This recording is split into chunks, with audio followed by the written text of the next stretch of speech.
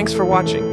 If you enjoyed this tutorial, make sure to like and subscribe for more magical piano moments. See you in the next video.